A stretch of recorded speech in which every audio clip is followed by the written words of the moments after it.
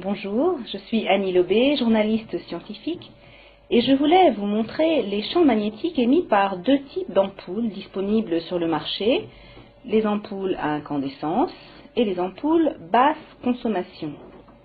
Je vais d'abord installer l'ampoule à incandescence.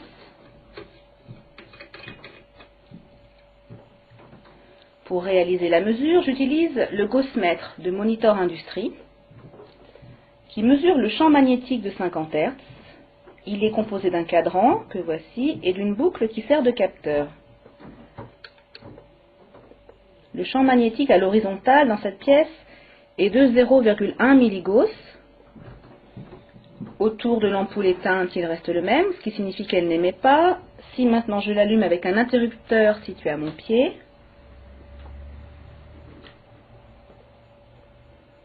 pas de changement, pas d'émission. Si maintenant je remplace cette ampoule à incandescence par une ampoule basse consommation,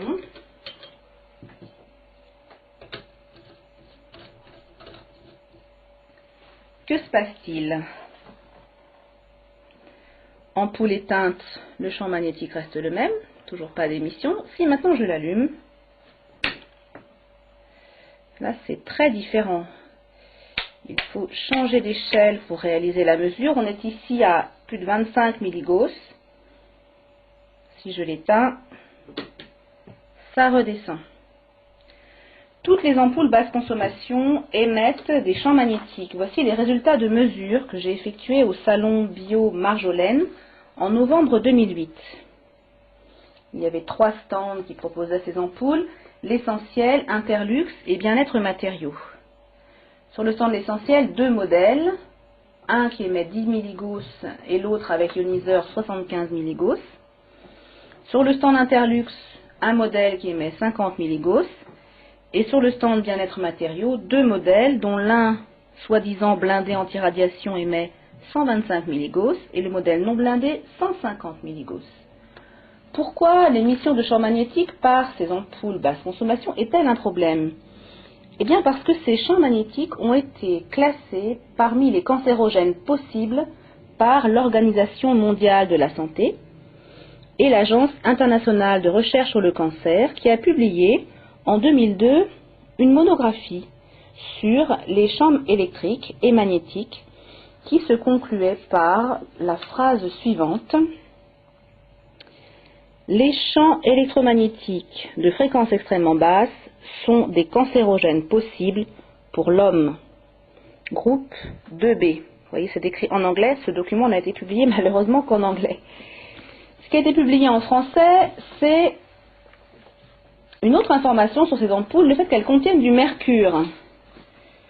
Publié depuis octobre 2003 par Environnement Magazine, dans un hors-série qui contenait un article sur ces ampoules, qui incitait à consommer ces ampoules, mais se concluait quand même par la phrase suivante: seul bémol, elles contiennent un peu de mercure, un métal toxique, et doivent donc être jetées en tant que déchets dangereux. Le fait qu'elles contiennent du mercure pose également problème quand vous cassez par inadvertance une ampoule chez vous. Donc elles émettent des basses fréquences, elles contiennent du mercure et elles émettent également des radiofréquences, ces ampoules. Voici les résultats de mesure effectué par le CRIREM, le Centre de recherche et d'information indépendante sur les rayonnements électromagnétiques. Pierre Leruse a mesuré des radiofréquences jusqu'à 200 volts par mètre, alors que la valeur limite en vigueur est de 27 volts par mètre. Ce qui signifie que ces ampoules ne sont même pas réglementaires. J'avais publié un article dans Pratique de santé le 15 juillet 2008, un article que vous pouvez d'ailleurs lire sur le site Santé Publique Édition.